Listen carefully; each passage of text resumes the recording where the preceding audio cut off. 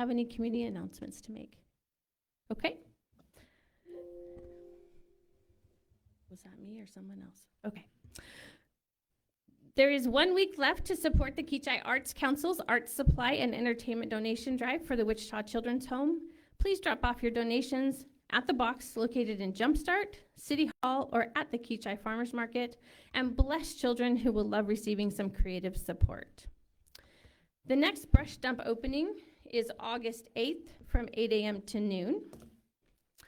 On Thursdays, the best place to be is at the Kechi Farmers Market from 4 to 6:30. The location is at the Kechi United Methodist Church parking lot.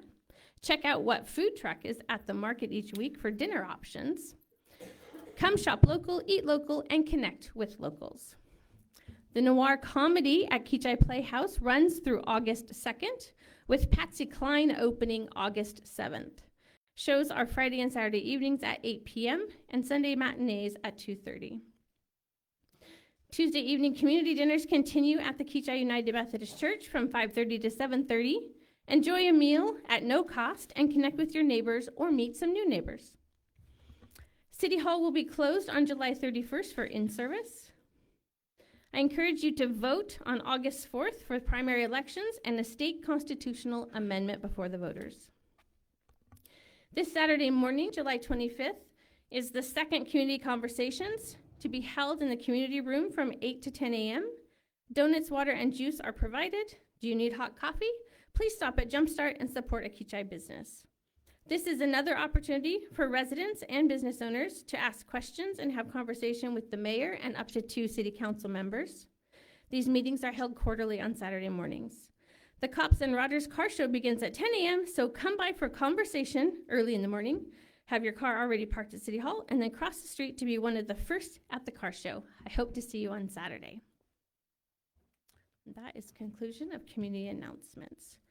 Moving on to 6C, addressing previous public comments. Does anyone want to address any previous comments? Okay, seeing none, we will move on to the public comment section. Debbie, do we have anyone signed up for public comment tonight? Cheryl Hobson. Cheryl, welcome. Just please state your name, address, and you have 5 minutes to share with the council. Welcome.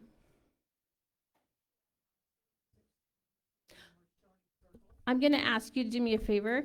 Everybody who speaks, if you can pick up the microphone and hold it, we do have issues often with not being quite heard at the podium. And it sounds like we're turning it on as well.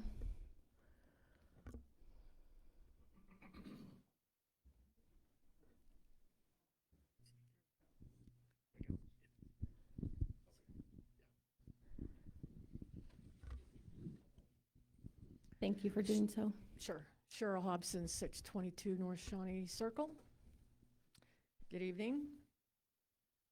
Wanted to talk to you this evening about the park board bylaws. I'm a member of the park board.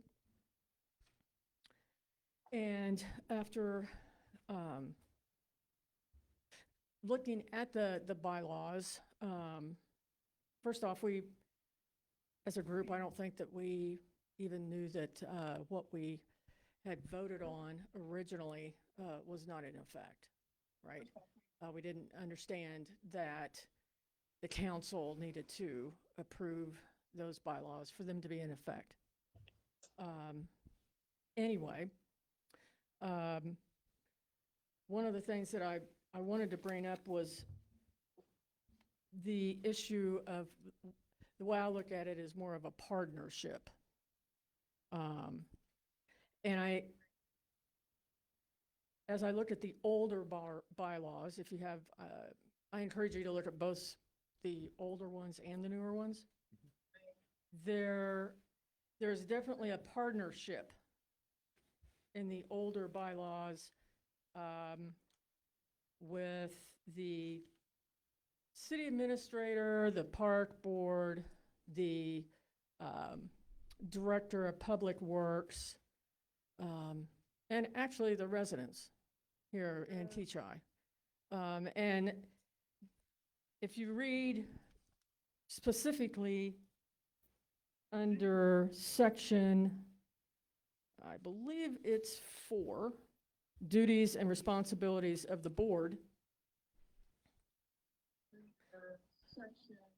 you will see that the Director of Public Works has been dropped out of this section several times. And the issue I have with that is because in the older section, it does say that, and I'm just going to read a little bit of it, the board will offer periodic advice regarding future park projects, seeking the advice and approval from the Director of Public Works or his/her designee. The board must first consult and cite the Kechi Master Park Plan and Kechi Annual Budget and its recommendations. The Kechi Master Park Plan will guide the park board. The plan should address the needs and desires of the residents of Kechi regarding location, number, and types of parks and other recreational facilities and activities. Now, if you compare that to the newer one,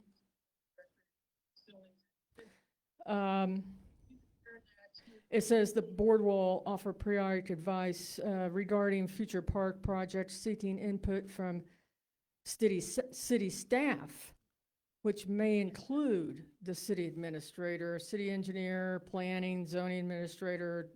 It does say Director of Public Works and other professional consultants or subject matter experts. In developing its recommendations, the board shall consider the Kechi Master Park Plan and the city's annual budget. The Kechi Master Park Plan is intended to serve as a planning resource and guide for the park board's recommendations, while allowing the board flexibility to address changing community needs, opportunities, and priorities. The plan should identify the needs and desires of the residents of Kechi regarding the location, number, and types of parks, recreation facilities, and activities. What's wrong with the old one? Why do we have to just have the Director of Public Works as just a mention? The Director of Public Works should be walking hand in hand with the park board. We should be using him or her as our subject matter expert for most things, especially if we're going to spend, $600,000 on new park equipment. That person is the person that we need most of all. Now, I'm not saying that he has to be at every single meeting, because I understand that we all work way too many hours a week anyway. But what I am saying is that it pretty much just almost puts the Director of Public Works as the same level as anybody else. And that's really not what we want to do. We want to partner. We want to partner with this person. I mean, they saw that in the last bylaws. And I think that if we would have done that we possibly wouldn't be in the mess that we're in today. Maybe we would be, but maybe we wouldn't. And maybe we would have been able to identify problems prior to. So, in looking at these bylaws, my suggestion, what I would like to see is, I would like to see us go back, send it back to the park board. Let us take another look at this again and see if we can come to a better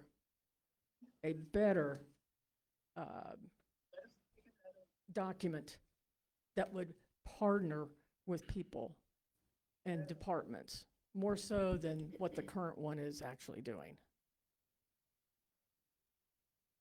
That's all I have. Thank you. Any comments, council, or response? Okay. Councilmember Moreland, do you have anything you want to respond? No, I just thank Cheryl for her comments, and we will, when we talk about Yep. it in a few minutes, I'll address things. Great. Thank you, Cheryl. Debbie? Neva, welcome. Please state your name, address, and you'll have 5 minutes.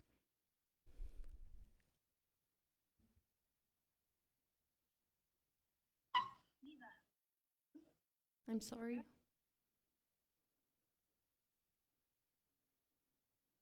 Neva, I live at 511 North County Drive. I am park board chair, so I did want to kind of address it. I saw some social media stuff that got put out, some other things that got put out. I heard some of the comments that happened. And I did share some information here recently that I had gone back and actually found on the YouTube channel that we have from We the People, where they record all the park board meetings.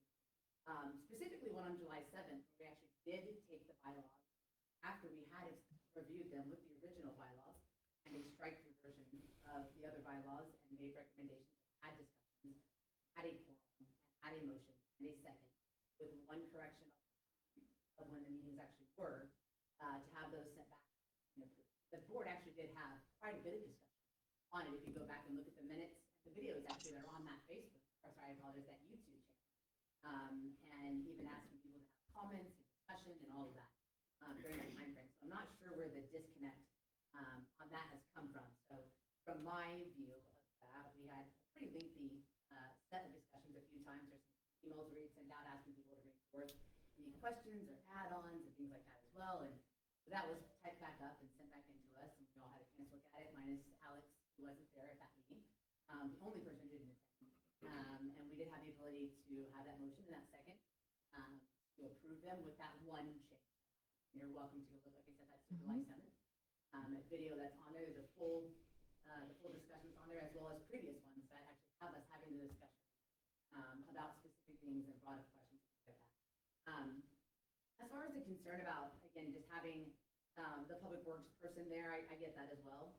I encourage Thomas to have a discussion with his boss and see what they can come to, and if that's something he wants to do, that really has nothing to do with me. Again, we're just an advisory board. Our whole job is we're volunteers. We're supposed to be spending this time doing the best that we can with our park, instead of spending our time having combative conversations and things like that. Right now, we're very singularly focused. I'm excited to move forward and get another board member so that we can have movement and people coming in volunteers, doing the things for the community that we really want them to have. And I know that we've had two people that have put their information in and saying, you know, hey, I'd be really interested in this. And so I know for me, if I hadn't been chosen for the first set of park board, I would have kind of wanted to say, hey, you know what, I would have liked it if I'd had the chance to talk to the city council. We're the ones who are really taking the recommendation and saying, yes, this person should be on there. I would have liked to have the chance to talk to you and say, hey, I would have liked to tell you why I want to do that as well. So it's not really up to one person.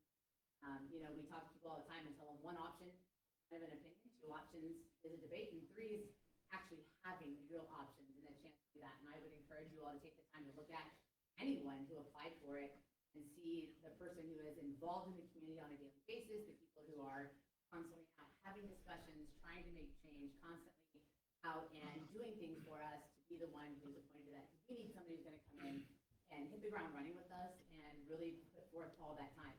You know, we even heard from the last council meeting, there's a lot of time that goes into what you all do. There's a lot of time that goes into what we do. And we need someone who can work outside of the regular board meetings, who's going to be out helping us do the fundraising and come up with the great ideas and do all of that and have that really great connection with the community as it is. I hope that you take the time to kind of look at that. If you have the chance to review, everybody who's had the chance to submit that and really kind of see who you feel like is the person to move forward, so that we have kind of a concise thing. Like you said, we want to have transparency in who we're putting forward to serve our community. So we want someone who has got the ability to do that. I don't know the person that I saw on the agenda. I'm not certain who that is, and I don't have anything yes or no for them. So again, I don't know them. But I do know that you all will do your due diligence and kind of looking through that. And then just asking for support. Yeah, we have the awesome Common Waters thing that's coming up, which is fantastic. I know it wasn't mentioned, but the donations from that event are going to the playground. We've come a really long way. We've been raising a lot of money for that. And we want to just keep moving forward with it. You know, I think Joni even said herself in an email to the city a while ago how much she loved the idea of this type of playground being built, how she specifically liked this company and ones that they had built in other places, having the community involvement, all of those kinds of things. And so we know that that's something that's been, put forward. We want to do this. The community has screamed that they want this from us. So we need those support to move forward. And everybody can come out, especially like on Saturday. You can have the chance to go dunk your favorite police officer. Why would you not come do that? Drink a couple of dollars, throw some softballs, see some really cool cars, and come out and show some support, and talk to us and ask us questions and have conversations with us about what's going on. Council, do you have any response? I do have a question for clarification, please. Oh, it wasn't on? It wasn't on. Oh, gosh. Are you talking about the July 7th, 2025 meeting? Yes. Okay. I just wanted to make sure that was clarified. And was there anything that the park board brought forward to the council other than the time change of the meeting? We had actually had a conversation of things that we wanted to do. We actually had a first edition that we had looked at. We went through and made some red line changes on them and went back and asked those changes to be made. Everyone had a big discussion. We let everybody's changes be applied if that's what we agreed upon. It got brought to us after it was typed up. We all discussed it again. It was sent out ahead of time with the agenda as well, asked for everyone to review it. We brought back up in the meeting. We gave people time to review it during the meeting. And the only change that was brought up and requested was, again, the correction of the meeting time having been reflected at 7 p.m. when we were leaving. Okay, so there's been no other requests for the governing body to make changes to the park board bylaws other than time? As far as who? Are you talking about the park board? The park board having brought forward, no other requests for changes to the bylaws have been brought to the governing body except for a time change. No, that's not the only change. What I said was we had a conversation. I understand I that. don't think you do, because the question that you're asking me is not what I'm saying. So what I'm saying is that we saw the original bylaws, we went through them, we read through them, they were given out in an email to everyone as well. Discussed them, we said the things that we liked and didn't like. We went and looked at had a new set drawn up. Mhm. Then we went over the new set, looked at those, and said and offered any suggestions or changes from that new set that was given. Only change suggested was a move to the meeting time on there from 7 p.m. Okay. Okay, but I guess what I'm saying is like, there's nothing else recorded in ordinance by the city of Kechi that any other changes were brought forward to the governing body to consider approving the changes. It wasn't brought to the city council. Okay, that's what I'm stating, is that nothing but the time change. No, my question was, did you bring anything else forward to the governing body for approval other than a time change, and nothing else was brought forward? Well, we didn't even submit the time change request. Yes, you did, it's in ordinance. Okay, so we sent forward, from what you can see, at July 7th meeting, right? Mhm. We put in motion that specific set of bylaws with that one change was. Okay, well, the only thing that was submitted was just time. We can go back and Yeah. check the meeting and Nope. make sure that the right thing. That's fine. Thank you. Debbie. Okay, Okay, I have a question. okay, go ahead. When I looked at the minutes for the July 7th meeting, I did not see where a motion was, recorded. And when I looked back at, the website, the city the city website where it records those, there is no record of the minutes from the July 7th meeting. I don't know what's on the website, because I don't have any control over that. I do know, when I went back and, like I said, watched the meeting itself, there was a motion that was made by Okay. Conley, and then there was a second by Cassie after the discussion. Okay, so And did you actually, guess- did you vote on What- it? We didn't have to vote on it. We were asking a motion to present it to city council. You would still have to Okay. vote for a We motion. don't Yes. have to vote as an advisory board, because again, all we're doing is advising. So we can make the motion to say we'd like to give it to city council so they can look at it and back to us. Is that, Andrew, is that proper procedure? I don't know, I'd have to look particularly to the park board, but I mean, as an advisory board, make a motion, don't make a motion, it's like, It doesn't matter. it comes to because we the don't city need council, it. they want to take it or not. Okay. Okay. Okay. Anything else, So- Councilmember Moreland? I did not hear Andrew's response. It's. You have to get the mic, you have to get the mic close to you, Yes, thank sorry. you. I'm sorry. I'd have to look specifically at the procedures of the park board in order to answer that in particular. It is probably best practice to vote on motions if they've been made and seconded, but as an advisory board, the formalities aren't quite as rigorous as they are for the council. Okay, thank you. Anything else? Councilmember Moreland, any additional? No, I just was, like I said, when I had looked at those minutes, I did not see the motion or that recorded in the minutes, so I didn't have that to refer back to. Okay. Thank you. If we could follow up on that, please, to find out what our policy is, that would be great. Okay, there's no further public comments. We will move on to staff reports. First up, Thomas Bevan, Public Works, please. Welcome. There's no further public comments. We will move on. Sorry, it's the echo in my phone for Teresa. First up, Thomas Bevan, Public Works. Welcome. Sorry, it's the echo in my phone for Teresa. First up, Thomas Bevan. It's on the side of it. It's a plus, minus 0. Just leave it on. I think you guys can hear me, right? Yep. Yes. Okay, before you is kind of what Public Works has done over the last month. We did last week, me and Debbie spent 3 days having interviews. As you guys know, Vern took another position. Also this week, Noah has left the city also and taken another position with Jumpstart. So not sure that I'm a big fan of them right now, but that's a different story. We did hire 3 employees. One started yesterday. He goes by Tavo. His name is Octaviano Nunez. So you'll see him around. We did hire 2 more that will start on Monday, with the 4th that we're still waiting to show up and do some things. So we'll see whether he comes in or not. If not, we have 2 or 3 that we have backups for. Assuming that they didn't find jobs in between then and now. So basically mowed, weed eat, a lot of that going on right now. The rain will help. I was kind of hoping it wouldn't rain just so we didn't have to mow so many times the rest of the year. But mowed and weed eat City Park twice, mowed right-of-ways and ditches twice, roughly 40 locates. Spent 3 days doing a natural gas audit with the KCC. There's some new rules. They kind of been going over everything with a fine-tooth comb. We had some OQ things that they added to. I'm still waiting to get our completion letter back. I submitted our changes on Monday.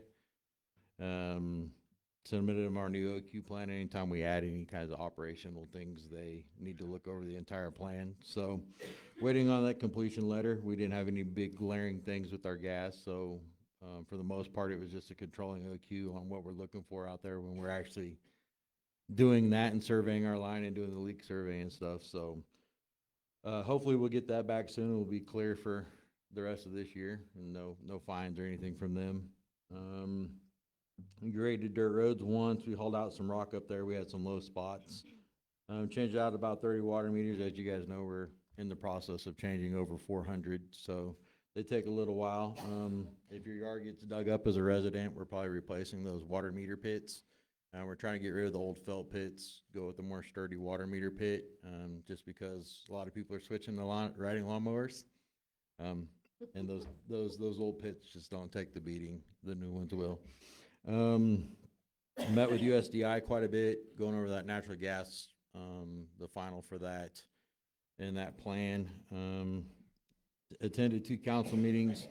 Me and Chris sat through another meeting with a lot of officials with building code and how that's going to look throughout the state in the future.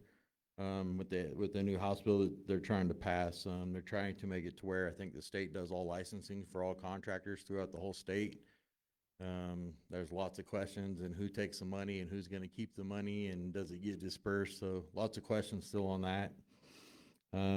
Had brush dump day. I guess there was quite a few people there for that. So other than that, it's just kind of been same old, and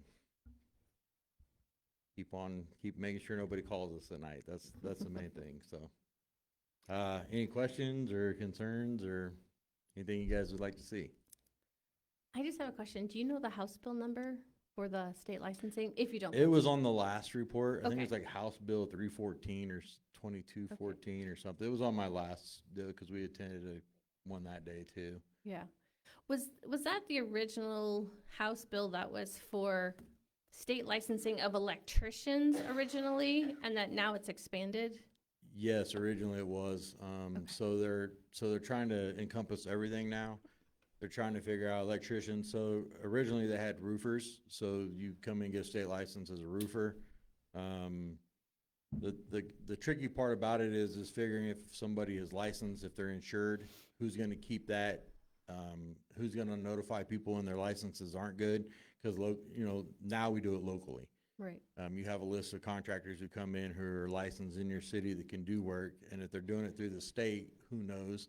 Or if a contractor is not within good standing with the state anymore, who's gonna notify those municipalities that that contractor, has failed to meet requirements? So there's a lot of things still up in the air and how that's actually gonna work. Who's gonna train those people? The reason why the electricians kind of came up is because they're required to have a journeyman master. They're required to have so many credit hours each year. It's the difference between if you're just an individual or if you're working for a union. So unions usually require higher credits for their journeymen and their masters than just your normal electricians. It's different between Sedgwick County and Johnson County. There's just a lot of variables there to try to figure out. So I hope they don't just try to pass a sweeping bill, but kind of not up to us at this level. It's we just get the rules and then they're like, hey, you figure out how to enforce them. So Do you know what the Sedgwick County's position is on this bill at this time? currently we would like to just keep it the way it is kind of and keep it in-house. I know that some of them brought up to where I think it was Sedgwick County said that it would cost them between $700,000 and $800,000 just in licensing fees yearly. So, I mean, that's a substantial number when that pays employees within your city or within your Right. municipality. A lot of those, they rely on those wages to come in, so. And who would take those funds? If somebody wanted to get registered in the state, would they pay Sedgwick County and the Sedgwick County would send the money to the state? There's just a lot of variables in it, so. Okay. It's a mess if you ask me, but, Yeah. they asked us to look at it, so that's what we'll do. Thank you, Thomas. Councilmember Moreland, do you have any questions for Thomas? Yes, me. So They asked us. I do not. Thank you. Thank you, Thomas. Okay, up next, Chief Moore, Kechi Police Department. Welcome. Good evening. A lot going on, police department, man, goodness. So, as you all have seen the advertisements, Cops and Rodders, we're on the final touches of that. It's gonna be a great time. We had over a dozen entries come in the last 2 days. Most car show enthusiasts wait till the day of just due to weather restraints and things like that instead of entering it before. So, I think we're gonna have a huge turnout. A lot of community support, a lot of volunteers, a lot of people donating goods and services. Go Create made us some signs, some awards that are massive. I mean, you're probably going to find a stud to hang up inside your garage. So, and then we've got another set of awards that came from Cargart as well. So, again, just wonderful support. Valley Print did our T-shirts for us, so we have those for sale. Those sell for $20 a piece. They got the silly goose coop on the back with the goose and the hot rod, and so it's going to be a great time. We're gonna raise as much money as we can for the park, and like I said, all the proceeds will then go over there and help push that project further on. We did postpone moving out with the PD with the handful of things that we're doing this month. We really kind of pushed ourselves pretty thin this month with the community events, but Officer Bolin, can't thank him enough for kind of giving birth to this car show idea. It's something he's been talking about for 6 months, and I finally just took the reins off of him and said, go do it. And he's done a fine job. So next month, I'll be gone for about 10 days. Sturgis Police Department confirmed my hiring. It is not permanent. It is a assignment at Sturgis Police Department to work the Sturgis Motorcycle Rally. So I'll be up there working for them.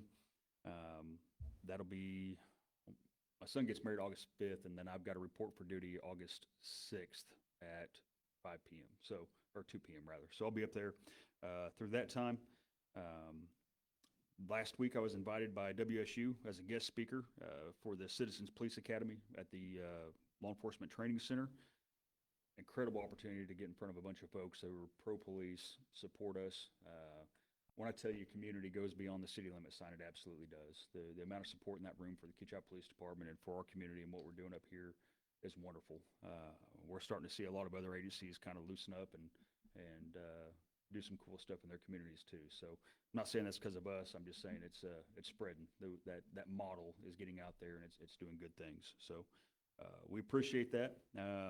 The main talk was on bridging the gap in generations using Facebook to do so. Some of our earlier generations, were without internet. Some of us were born in time to be able to be out on our bicycles until midnight and run around and do all the things and be ornery. And then, the internet comes out. And so we learned how to do both, have fun being outside. And then, of course, the internet generation that came through with all the social media stuff now, we're able to bridge all those generations with social media. And it's working well. So we appreciate that.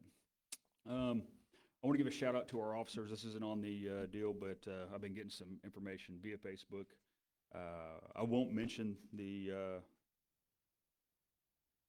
convict's name. He's not a suspect anymore. He's convicted. He pled guilty to stalking a young lady here in our community. Our officers worked hard on that case. We were able to present it, and no court was necessary. He pled, and he'll be off the streets. So officers worked hard on that, and then of course we've heard about the Jump Start incident. Officers were able to get in custody on that rather quickly, and then procedures in that, I can't discuss it all because it's a juvenile case, but they did a great job. So that case is on its way up. Beat the Heat, we were reached out. International Drag Strip reached out to us over at Mays, and asked if we would come be part of their Beat the Heat event. There's going to be cop cars from all across the county and the state. I got a friend that's an officer over in Butler County. He's bringing his car over. It'll be a time for the community to come over and check out the cop cars and see what we got. And then if they want to line up, we're welcome to line up on the track with them and run an eighth of a mile. For those that wonder how far an eighth of a mile is, it's about 3 blocks. So we'll see what second gear feels like in a cop car. That's about it. But it'll be a good time. It's going to be a good outreach to the community. We'll obviously be there presenting the car show the next morning, so some of those hot rods may come out here and be on display, but it'll be a good time. So any questions? Just curious, how many entries do you have for the Cops and Robbers? Cops and Rodders, right now on paper, we've got 12, but we've got so many other commitments. We've got a Volkswagen club that's going to come out. We've got several motorcycles that are going to be there. So we've got, it's going to fill up the parking lot over there. There's a couple food trucks, snow cone truck out there. We've got a couple businesses that are going to set up and hand out free donuts and I think free cotton candy maybe was another one. Edwards Jones down here, they're stepping up. Everybody, it's great. It's going to be a good time. Anyone else? Councilmember Moreland, any questions?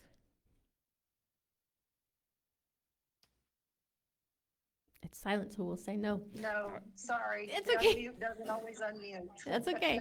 Thank you so All right, thank much. Appreciate it. Dustin, IT, zoning, stormwater, code enforcement, welcome. Thank you. Mine's not as lengthy as the other two gentlemen. Planning and zoning, the Planning Commission heard 3 different amendments to the zoning regulations on July 14th or around there. They need more information to have a vote, to actually have a public hearing. So we're going through those steps right now. IT, we had cybersecurity training for all of administration that was here on Wednesday.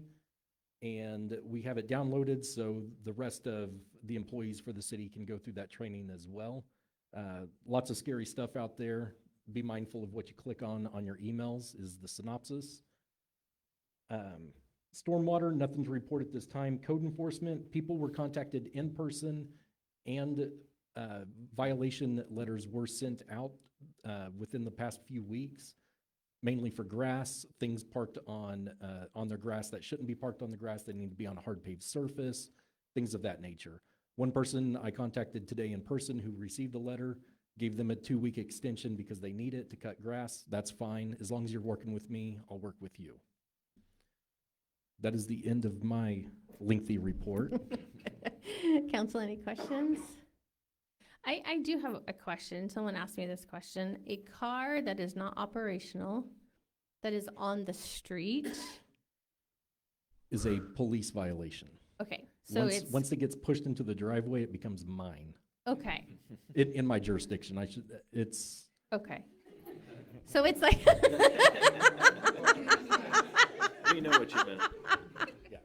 Okay, so if there is an issue with ongoing car that does not run and it's on the street, they should contact Kechi Police Department? yes, Okay, not you. Only if Correct. it's in the driveway. correct. The best way to contact the police department is to call 911. I know it is, but it creates that record I that understand. they got the call. Yeah. I understand. So, okay. Councilmember Moreland, anything? No, I don't. Thank Okay, you. thank you. Thank you, Teresa. Thank you, Dustin. Okay, city administration, Chris. Do I have to read? I don't know. Everybody had a copy, don't you? Is there anything specifically on here that you want to I don't think so. highlight? I really don't think there's anything. One of the stuff that I know Matt wrote about. Gonna worry about that. The rest of it, Thomas and police both hiring people, Okay. trying to fix their void there. Working on the budget. That's really about it. I think Turtle Creek, what did he say? All of the utility infrastructure is there. Evergy's maybe installing power lines or something now, so otherwise it's been pretty quiet and Okay, uneventful. okay. Great. Yeah. Anybody have any questions for Chris? Hearing none. Okay. We will move on to unfinished business, park board bylaws. I'm assuming you're not going to talk about this, Chris? I figured this is for you guys to talk about. That's fine. I'll start with this.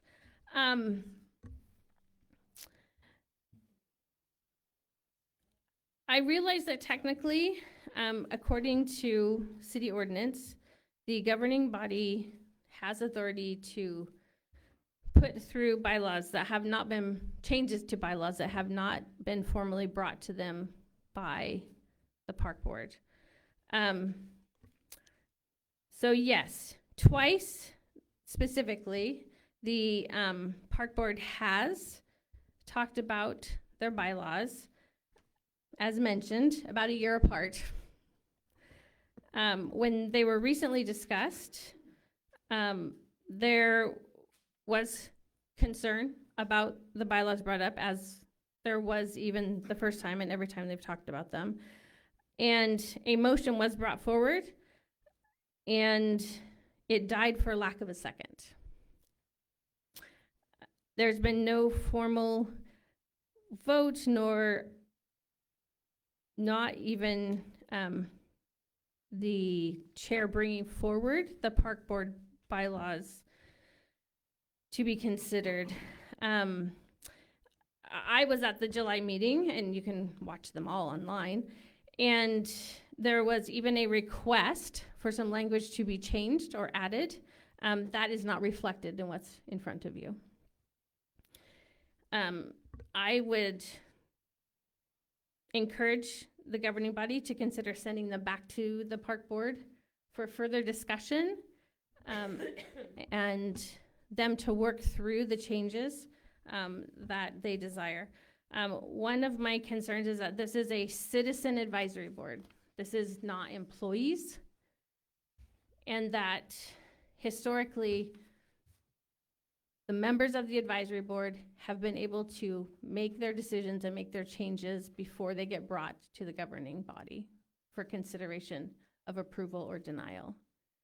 And if you look at the 2020 park board bylaws, on the second page, what has been approved by the governing body says, the board shall make its own operational rules and regulations and keep a record of proceedings. And so there has not yet been full agreement of a motion passing. Of course, now we have this discussion about, do they even have to vote? So that adds more chaos to the confusion. I would ask the governing body, have you done a compare and contrast line by line? What's been added, what's been removed? And there's a couple things that I have. It states that staff, in the new bylaws, proposed bylaws, resident staff or council members may recommend appointments.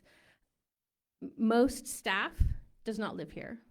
And this is a citizen advisory board representing the residents of Kechi. And so to me, I think it should be residents or council members, which you're also residents.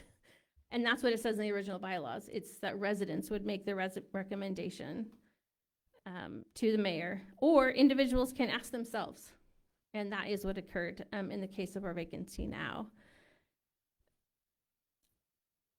I appreciate the third paragraph in the proposed bylaws that was added in about people who live outside of Kechi, assisting with projects, serve on committees or work groups, and contribute their skills, knowledge, and resources for the betterment of the community.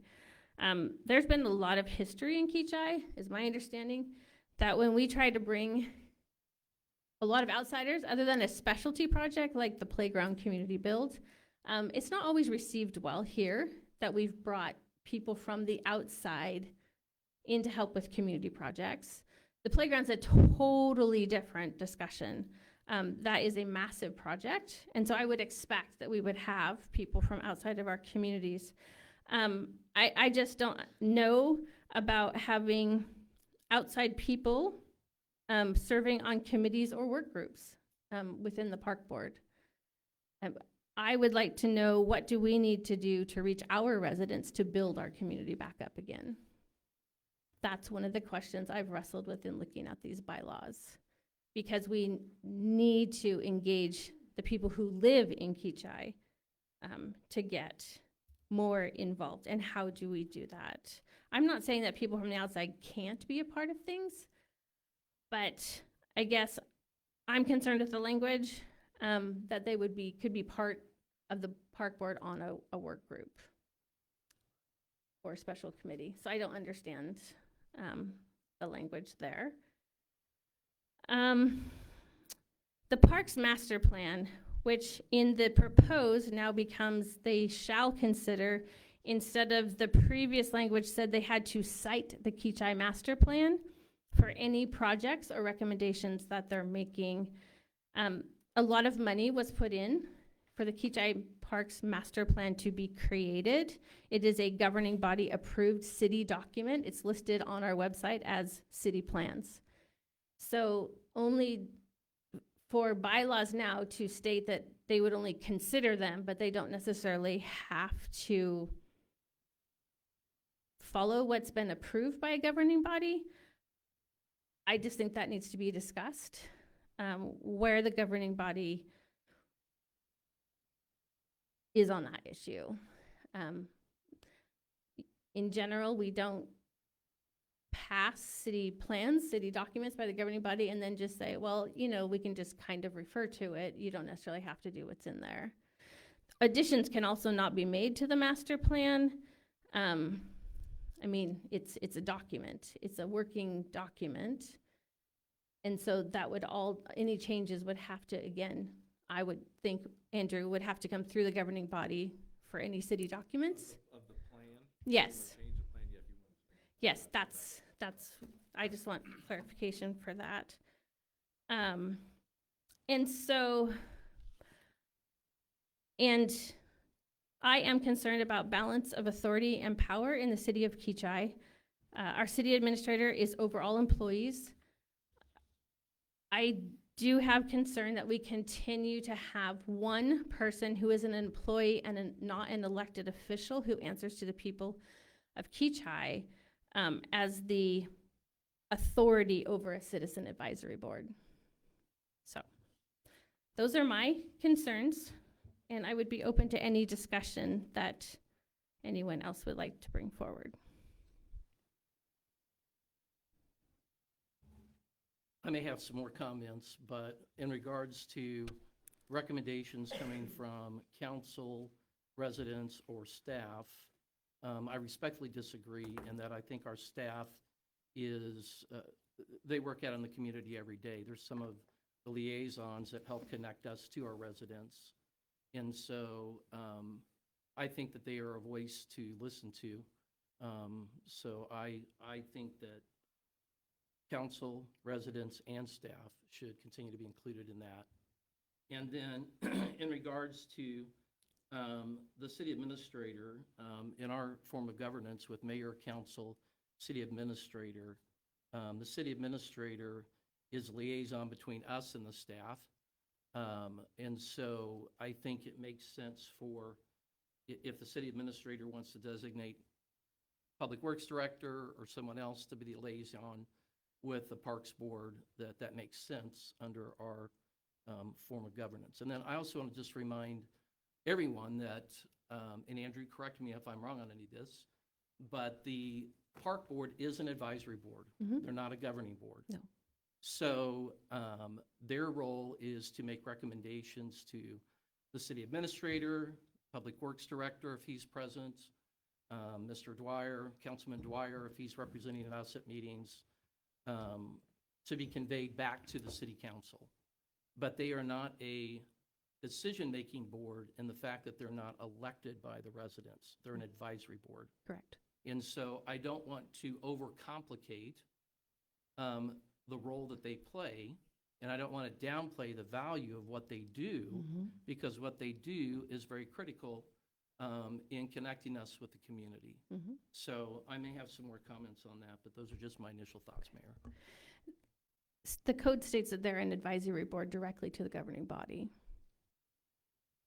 Yes, and I've served on advisory boards, I've served on governing boards, and sometimes that can get very confusing, especially for advisory board members when they think that those lines can get blurred sometimes and confused. Yes. And so that's just why I'm making the clarification.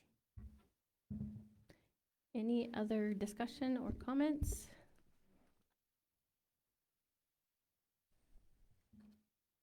Okay, Go ahead.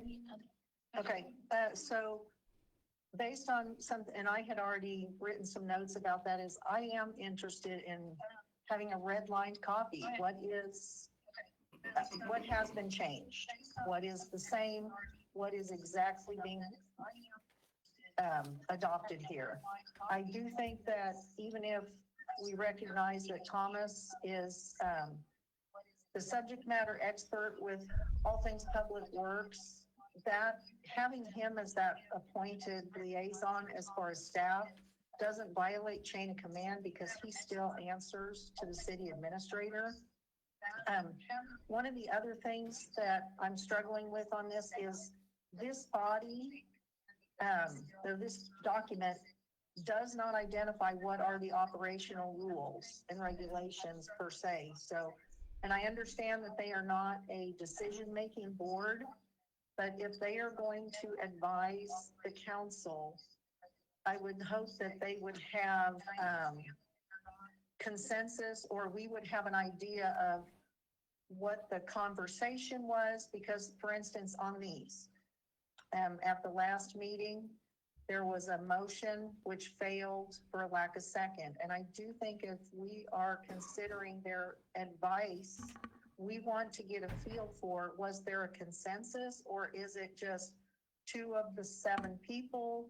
How was that reached? So I would really hope to see a little bit more on the making motions and voting to make sure that we are getting a true consensus. And I would like to kind of see that added to the document.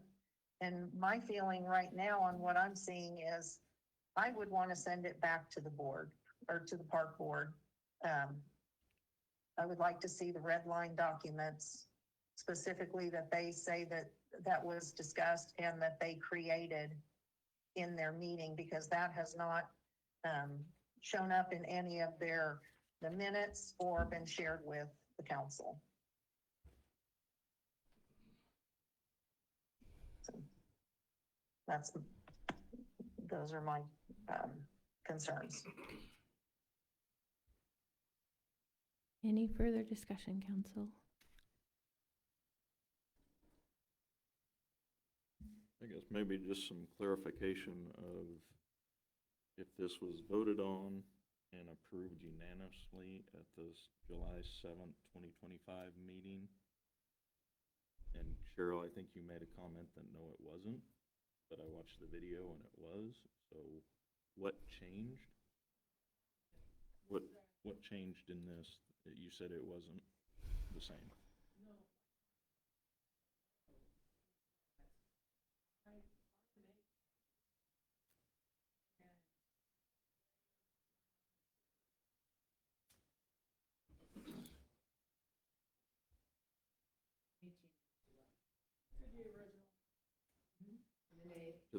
To the 2020 bylaws. They were considered in the change. Was that requested? Is that correct? No, what I did, went through and I made to the document. You had a chance to go back and review it to remind yourself. I would recommend that you do. I did last night. All of our. I went through the document. Right, I'm asking you though, because it's been over a year, so here's my question. Have you had a chance to go back and watch those meetings yourself? Had, all the discussion. I would recommend it simply because that's what all the different things that we discussed, all the different had things that were proposed for changes and all the conversations that we I would recommend find if there was even specifically you and one of them that you had given the chance to comment further. I just did. I'm sorry, I probably should have stood up for what you did in that. Well, I did. And I mailed him. Well, Councilmember Hedstrom, I honestly don't know the answer to this. I think there's a factual question in my mind that maybe only Matt can answer. I don't know whether the new version of the bylaws that you have in front of you is the exact same thing as what was in front of the park board a year ago. I don't know the answer to that, and maybe somebody knows. Right. But in all these discussions, that's not been made clear, and I think there's some confusion on the bench is what I'm seeing too.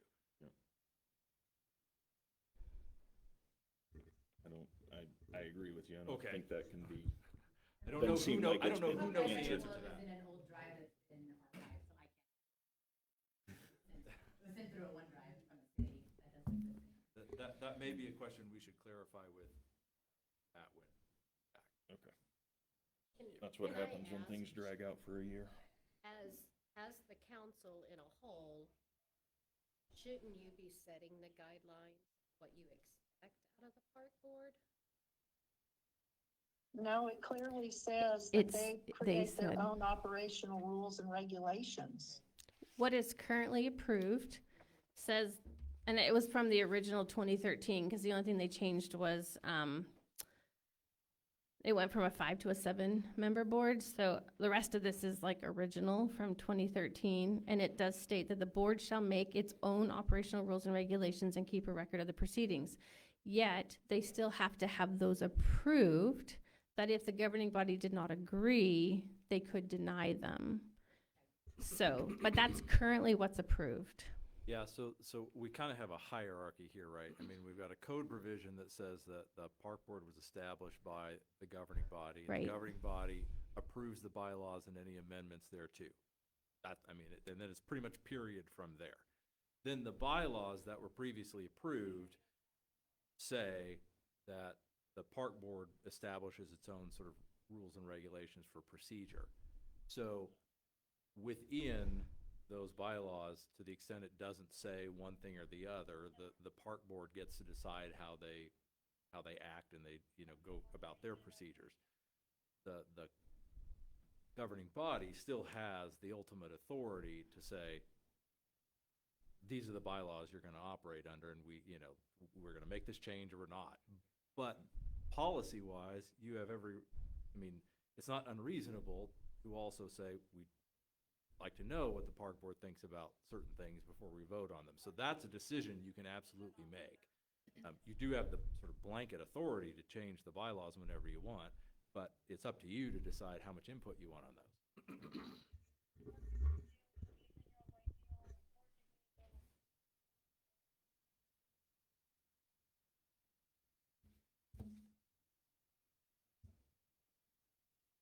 I guess one of the questions I have is referencing back to July of 2025, where saying that at that meeting that was all agreed upon.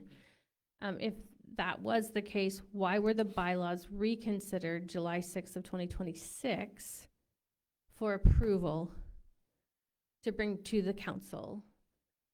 So you now have a secondary, Probably because nothing had happened in a year. and so at that meeting, the motion to bring it forward died for lack of a second.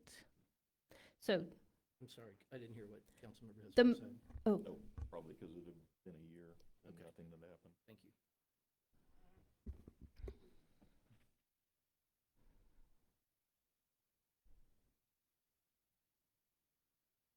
I'm looking to council for direction on what you would like to do.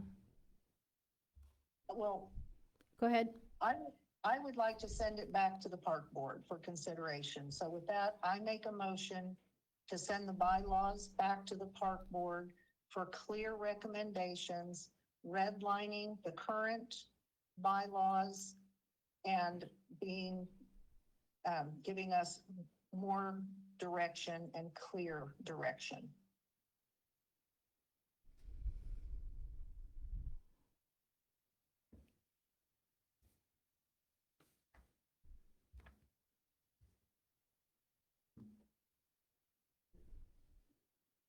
Is there a second, council?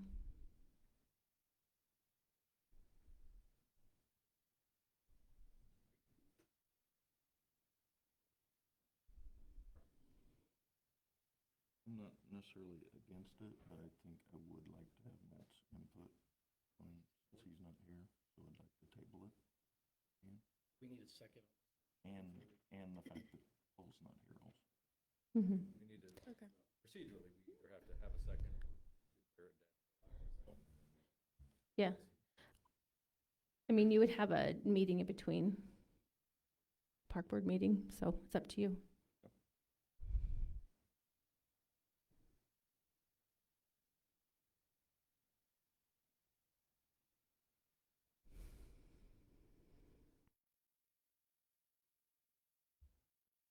Is there no intention for a second?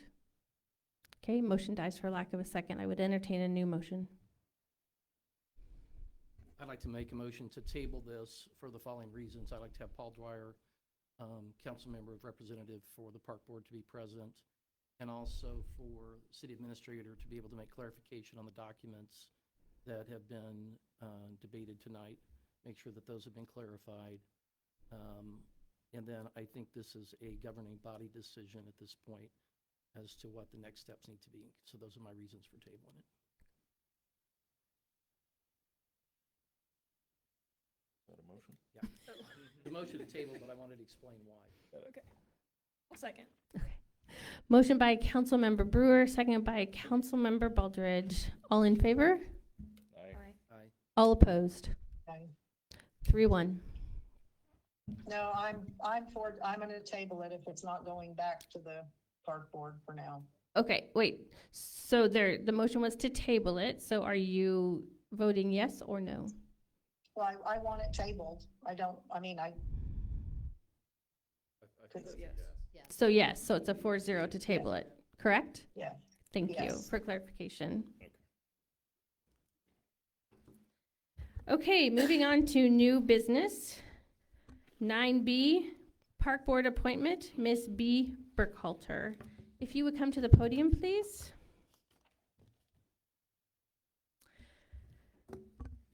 Tonight I'm bringing forward Miss B. Burkhalter to be appointed to the Park Board to fill the vacancy. She and her husband will celebrate 40 years of calling Kechi home in 2027. Ms. B's education and professional background was shared with the full governing body. Ms. B's volunteer service to her community in Kechi and beyond is a way of life for her.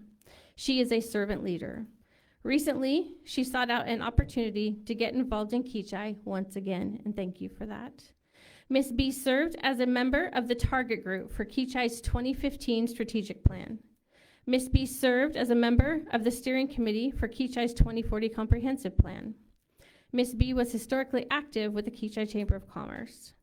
Ms. B and her husband Paul were chosen one year as Grand Marshal for the Kechi Parade.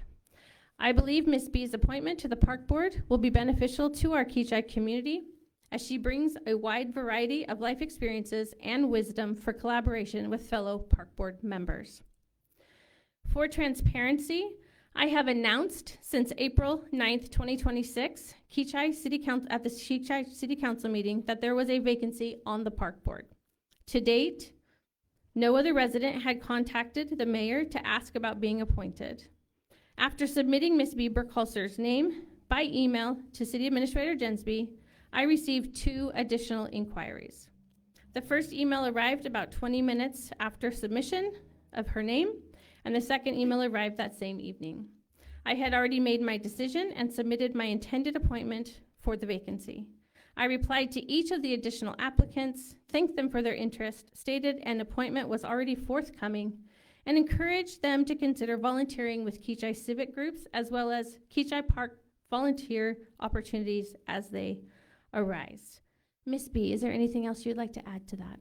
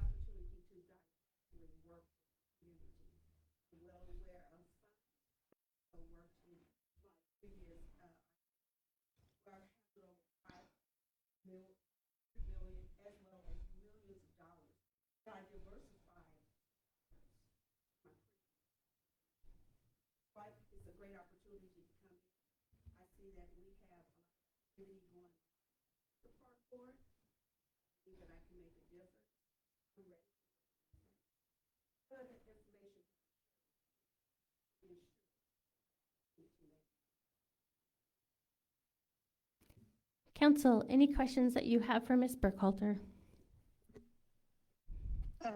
I just want to, this is Teresa, Ms. B, if I was correct, were you not on the committee that helped get Sioux and Sioux Court and Chippewa streets paved back in the day? I was not on the committee, but I definitely was one Well, that advocated for it, for sure.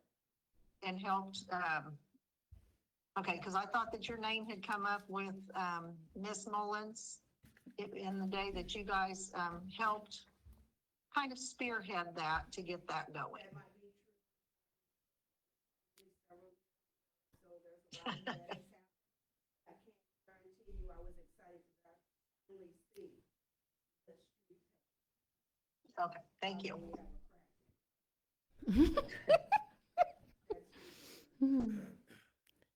I have a question. Where do you think you could see your immediate impact? Well, presently in this seems to be a fact. Are wanting to make put everything by so we want to make sure that we do that.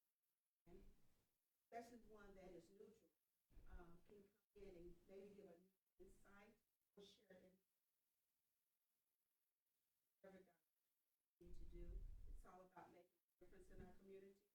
We see our neighborhood, our neighboring Park City moving right along.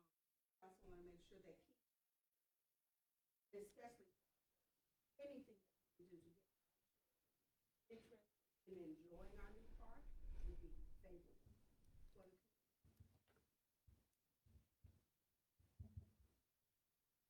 Anything further, Council? Okay. Ms. B, What involvement, we've had a lot of activity with all the playground equipment and everything else. How have you been involved in that so far? Been involved in that. However, Oh. I've noted that several times. You're right across from me. That sitting there.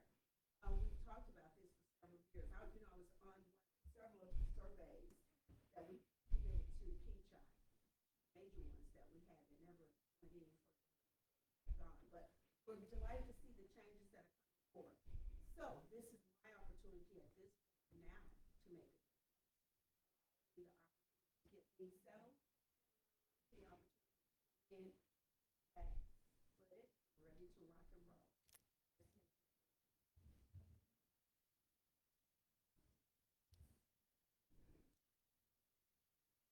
Anything further, council? I do have a question for Andrew. Okay. So just because of all the confusions tonight regarding the park board and the governance, all that, just making sure that everyone understands that this is a mayoral appointment. Yes. And if it's a qualified recommendation, our role as a council is to ensure that it's a qualified recommendation, but it's a mayoral appointment. That's correct. And so if the mayor decides to move forward with her appointment, then she submits it to you and you will vote on whether to consent to that or not. So, as mayor of the city of Kechi, I bring forth Ms. B. Burkhalter for appointment to fill the vacancy on the Kechi Park Board and seek a motion for council's approval. I make a motion for approval. I second. Motion by Councilmember Brewer, second by Councilmember Moreland. All in favor? Aye. Any opposed? Aye. 3-1. Congratulations, Ms. B. You are now appointed to the Park Board. Thank you for serving. Thank you.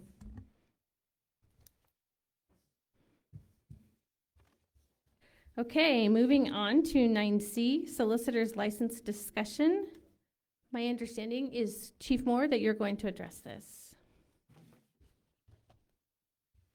So welcome back.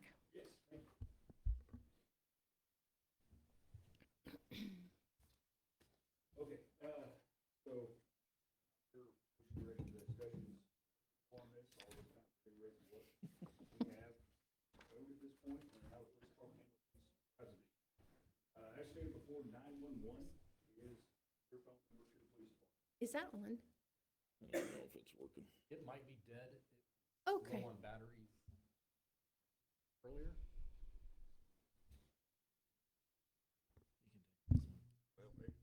That's live. It's trying, It but bonked. it's probably going to give up. Okay. Okay, so, like I said, I'm not sure what exactly we wanted on this, so I'm just going to do a quick clarification on how we handle these calls and how it happens. So, if a solicitor comes to your house and you question whether or not they've got a valid solicitor's permit from the city of Kechi, call 911. It's that simple. We carry radios on us for a reason, because dispatch directly contacts our officers in the street. We will go handle the call and make contact with the solicitors. Pretty defining articles here as far as how it's to be handled, the investigational fees, all the things that go along with that. The biggest reason for the solicitor's permit is for background checks to make sure we're not sending rapists around the community, knocking on doors, going door to door. You don't want that, we don't want that. So we do a quick background check, make sure everything's clear there, and then they're free to go about and try to drum up business for whatever things they have going on. I want to clarify a few things that have come forth as far as, signage that says no solicitors. It's a great piece of decoration, but it does not carry any lawful standard. Oh. It's good to have out there. If they decide to be respectful and honor that, so be it. It's done its job. If they still knock on your door, you can remind them to read the sign and simply shut the door and go on about your day. With soliciting, it's a freedom thing. Folks are free to walk around our community. Folks are free to walk around and try to start their businesses and get things going. Soliciting is everywhere around us. It's on every billboard that you see. Billboards are regulated by law and by code, just like anybody that would go door to door. So that's why we have that in place. But again, the answer is 911. Call 911. Officer will respond. We'll handle the call from there. So, any questions on any of that? It's pretty simple, pretty straightforward. Council, does anyone have any questions? Nope, thank you, Chief. I did just Oh, have go one ahead. comment. I just would encourage residents, if anyone's watching or listening, to do exactly what has been recommended, and that is to call 911 Mhm. and don't engage in anything else. Call 911. Mhm. That's correct. For And their safety and for the safety of everyone involved. yes, and here's why. Any step outside of calling 911, you're taking into your own hands, okay? And so now we start getting into a point where suspect or victim is a blurred line. If you decide to quote unquote perform a citizen's arrest, that's technically kidnapping. If you decide that this person needs to leave your neighborhood or leave the area and you follow them, that could technically be a seizure of a person. It could be stalking. It could be any of those things. It is a very slippery slope. That's why we're the professionals. That's why we study case law. That's why we study the Constitution. That's why we study state law, government code, is because we know how to handle those situations. 911, plain and simple. If you don't like what they're selling, you don't like what they're saying, shut your door, go in your house. They'll leave, and give us a shout. We'll handle it. And for your safety as well. And for, yes, thank you.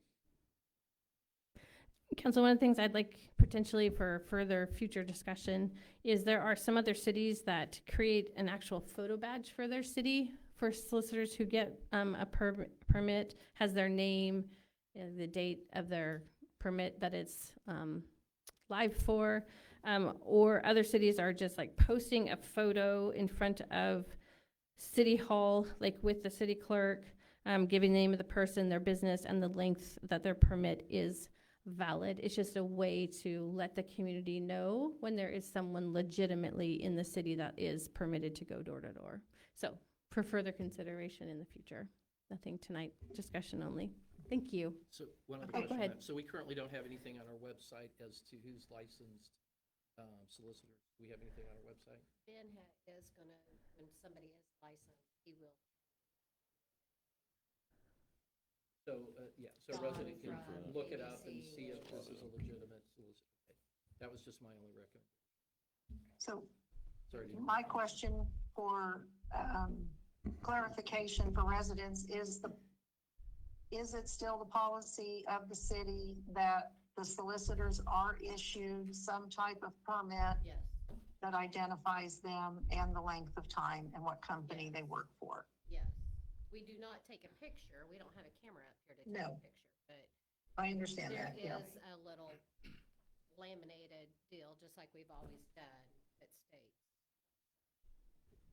Okay, sorry to keep going on this. So are they required to carry that with Yes. them on person? Yes. Okay, okay. So they can And it's show each- that, Has to so they see can it. show that if they need to. Okay, Absolutely. thank you. And it's, Workers out there, okay? Let's be real clear about these workers. Most of them they're hired by these companies. Paid by the hour, paid by the contract, however. They're not looking at it, I'm just being straight, they're not looking at Mhm. right in $7 and knock on your door. They're just doing what they're. Times out of 10, the bosses, corporate companies, or like, we've already handled your permits before. Is not the proper way. Call 911. Hey, I need to round up your troops, City Hall, I need information, we run back. More time, where, again,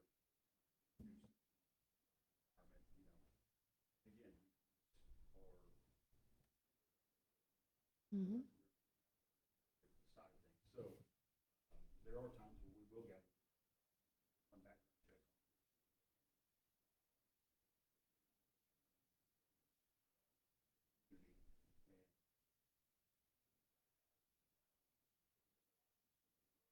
Where it's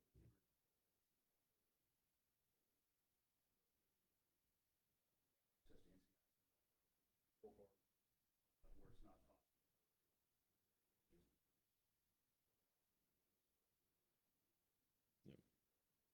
Right, and Chief and I have talked about that.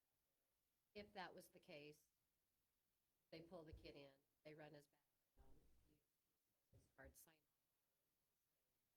I I've done a background check. You're good. Get in touch with the manager, whatever, follow. So happens. Last thing we want to do is keep somebody from making, I know they're annoying, I know it's, the awards are annoying, I mean, all of it is, right?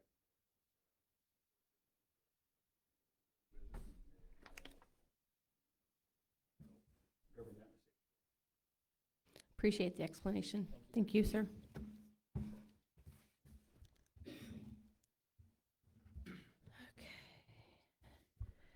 Moving on to 9D, acceptance of petitions and developers agreement, Young Industrial Fourth Water, Sewer, and Gas. Andrew. Take this one. Thank you, Mayor. So, first of all, I apologize that this is a late addition to the agenda and that documents, well, frankly, we didn't have them ready until Tuesday, but we didn't get the petitions until Tuesday. Now, we've been working with Brad Young for some time, talking with Brad Young for some time about the infrastructure that needs to go in this development. But the forms came about a week ago. We had some comments. We went back and forth, and then the actual signed petition showed up, I think, on Monday with a request to expedite. And so we did what we could to expedite, and that's why it's come a little bit faster than ordinary. But I'm going to go walk through this slower than I normally do so that we present all the information and you can ask me any questions that you have. So Dustin has put up on the board, and I think it's on your screens as well. This is Young Industrial Fourth. I'm probably familiar with this. It's the, yeah, he's outlining it with his cursor. So there's a cul-de-sac that sort of runs north-south there. And what Brad is requesting, and just for orientation, Meter Engineers is that building to the east. Brad is requesting that the city install water, sewer, and gas infrastructure to serve this development. Now, the costs of those 3 pieces of infrastructure, he has petitioned to be completely 100% specially assessed against the 11 lots that touch the cul-de-sac. So there's like that long, skinny north-south lot. Don't quote me on what he intends to do with that, but that's kind of, it's in the plat, but it's not included in the benefit district. So if you, can you open the files? While he does that, so this is the ordinary special assessment process. So what happens is the developer, Brad Young and Young Properties, is petitioning the city for these 3 improvements. There's one petition for each of them with estimated costs that were determined sort of hand in hand with Brad's engineers, the city's engineers, PEC, and the gas improvements done. Costs were put together by Thomas. We add some contingency and we add some costs of going through the financing process, and so we come up with a number. Yeah. One of the petitions. It's one of, yeah, or all 3 of them.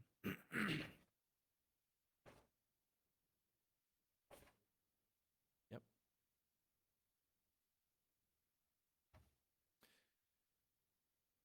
And so these have been submitted to the city. The process, I'll go over it all in one big chunk so that there's no, you get the full picture of what we're looking at today, is if the city accepts these petitions, there's also a developer's agreement that is signed by Young Properties and Sealstone because they own one of the lots, but that's also a Brad entity. Developer's agreement that goes through and talks about how this process will move along, but the most important part of that is the provision of the 35% letters of credit that go to support the special assessments during and after construction until a certain number of certificates of occupancy have been issued for those 11 lots. And so the first item on this agenda is to accept those petitions and to approve the developer's agreement, authorize the mayor to sign it. If you decide to move forward with that, the next items on the agenda are the standard resolution of advisability and work ordinance.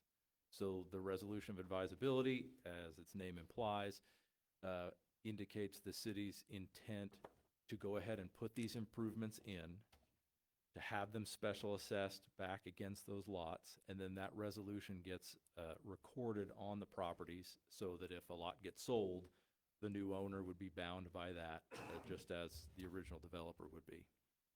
The work ordinance then is the official approval to go ahead and move forward with the improvements and the issuance of, not the formal approval for the issuance of temp notes, but it starts the process of issuing temp notes to finance those.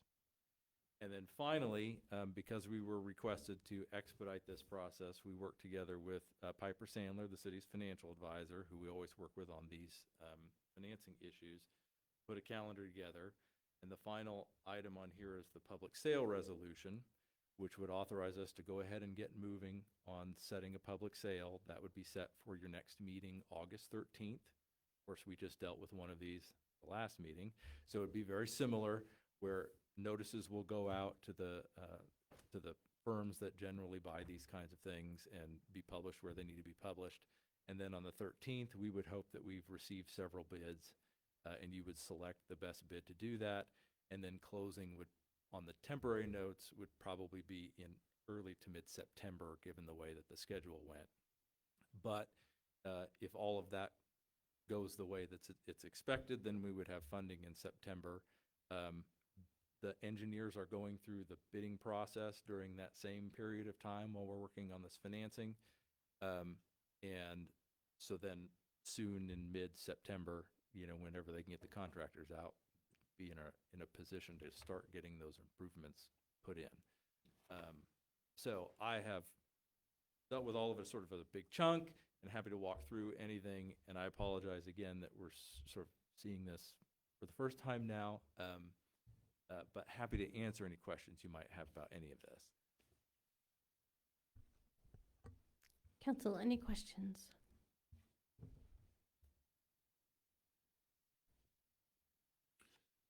Just a kind of a general question. Do you know, Andrew, are they planning on selling most of these lots or retaining them themselves? I know it doesn't matter as far as this, but. Yeah, this This is all gives them the secondhand ability to do hearsay, that. so don't hold me to it, but I believe I've heard Brad say he intends to hold on to them and probably I've lease heard them too. out. Right, okay. But this would give them the ability to sell them if they wanted, and the specials would be in place, so. And they would follow the lots if they sold them, correct. Okay. But if not sold, there's no delay in assessing. Oh, no, yeah, no, we'll, as soon, when the construction is complete. Yeah.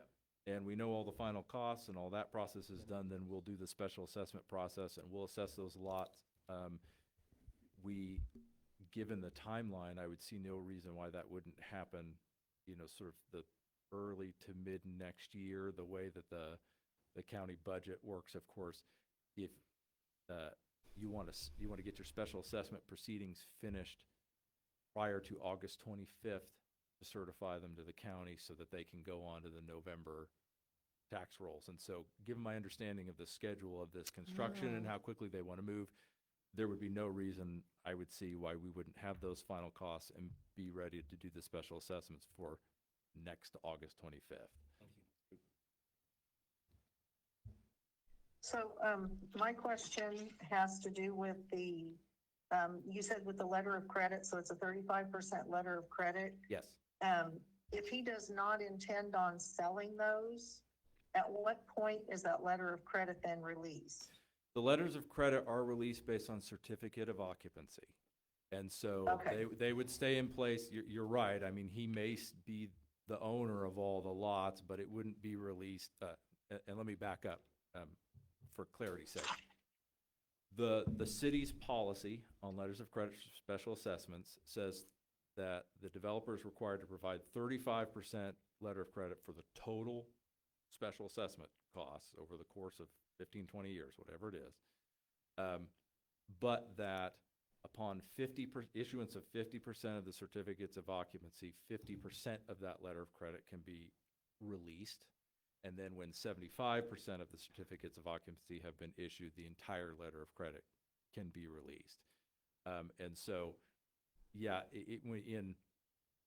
the theory is that once you have enough construction and properties built on there, you know, you have enough value and you have taxable activity going on, that the risk of a default is lessened. It is true if he owns all of them, there's a little bit more risk than like a housing development where you might have 25, 30, 50 different owners. But our policy doesn't make a distinction between those two scenarios. It runs off the certificate of occupancy. Thank you.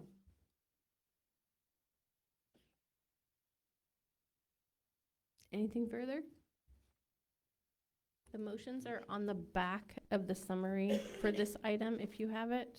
Yes, there's an agenda memo for, that covers, let's see. There's four separate ones. Right, there's an agenda memo for D, E, and F, but it has 4 separate motions underneath there. And then there's a separate agenda memo for the public sale resolution. I don't know where that one is. And we can certainly bring them up.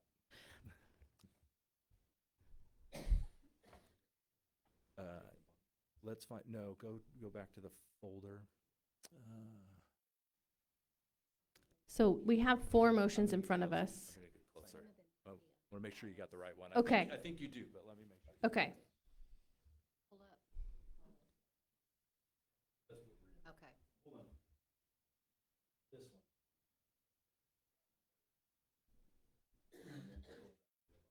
Yes, there's 4. Mhm. Got it, got that.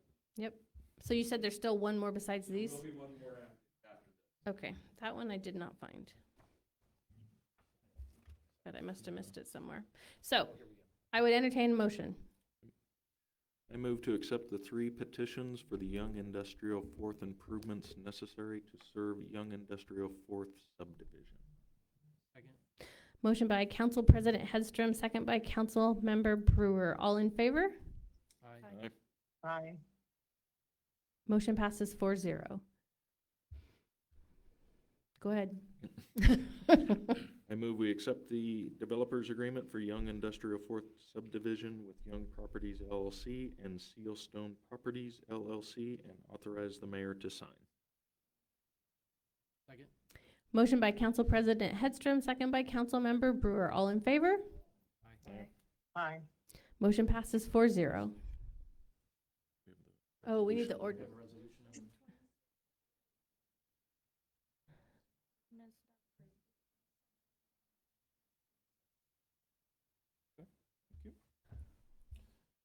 I move that we adopt resolution number 26-803, determining the advisability of making Young Industrial 4th improvements in Young Industrial 4th subdivision. Second. Motion by Council President Hedstrom, second by Council Member Brewer. All in favor? Aye. Aye. Motion passes 4-0.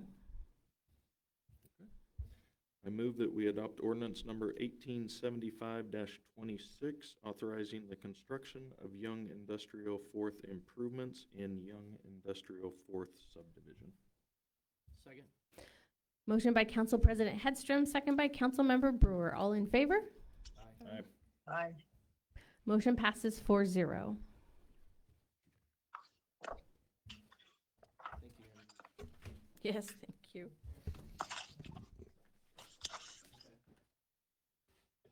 Then there was a separate agenda.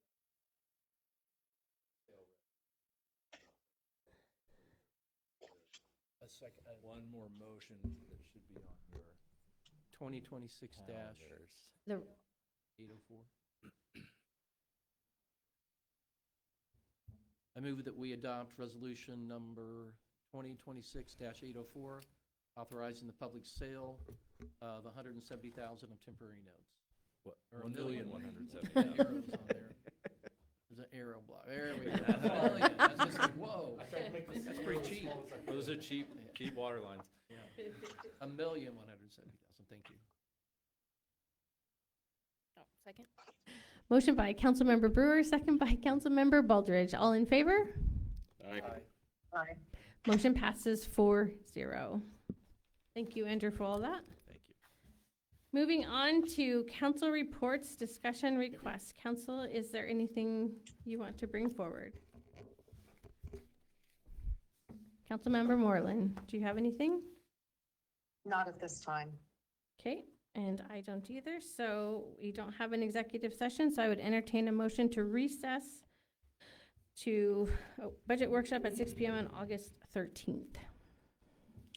I move we recess until August 13th at 6 p.m. Second. Motion by Council President Hedstrom, second by Councilmember Baldridge. All in favor of recess? Aye. We're now in recess. Have a good evening. Thank you, everyone. Thank you.